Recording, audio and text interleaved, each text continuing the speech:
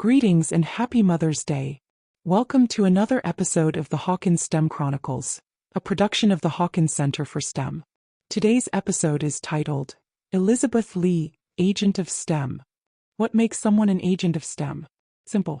An agent of STEM is someone who uses science, technology, engineering, and mathematics to improve the world around them and the lives of the people they touch. In the 1700s and 1800s, many members of the Ellicott family, including Elizabeth Brooke Ellicott, known as Betsey to those close to her, lived lives that embodied this idea. Her relatives helped survey the original boundaries of Washington, D.C., wrote biographies of scientists like Benjamin Banneker, and served as physicians, including one who treated General George Washington.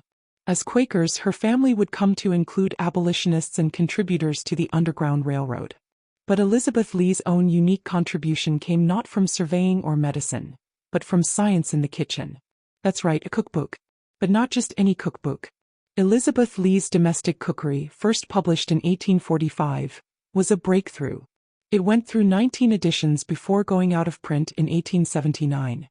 It spread from Maryland throughout the English-speaking world of the mid-1800s, across the United States into Canada, then the British Isles and off to Australia and New Zealand. It wasn't just a book of recipes. It was a practical, scientific, systematic manual, designed to help young women, especially brides and mothers, manage their households with order, hygiene, and efficiency. Elizabeth Lea was born on December 5, 1793. At 19, she married Thomas Lea, a Quaker from a milling family in Wilmington, Delaware. They settled in the Brandywine Valley and had 7 children there. In 1823, they moved to a farm near Sandy Spring, Maryland, gifted to Elizabeth by her mother. 2 more children were born before Thomas passed away in 1829, leaving Elizabeth a widow with 9 children and a farm to manage.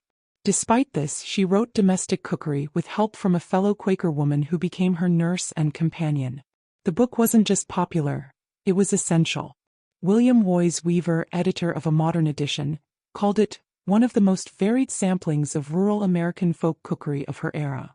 Her recipes came from a diverse range of sources: Pennsylvania Germans, Chesapeake watermen, black cooks, indigenous foodways, and of course her Quaker community. But this wasn't just a collection of meals. It included directions for treating bee stings, preparing food for the sick, making beer, cider, vinegar, and even shoe polish and dyes, and advice for young mothers and household managers. This was more than a cookbook. It was a field manual in applied STEM. Let's break down how. Science and biology. She understood how ingredients reacted to heat, fermentation, and preservation. Her advice on food for the sick and for children showed early nutritional insight. Technology. The book describes 19th-century kitchen tools and their use. She documented methods for canning, pickling, and drying, all critical technologies for food preservation. Engineering.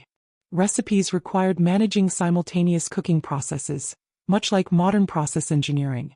Her household systems involved planning labor, hygiene, and time, all logistical and structural problems engineers solve today.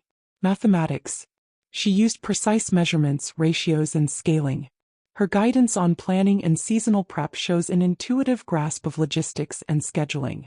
No doubt this was especially important when trying to manage 9 children, which frankly was not uncommon back then.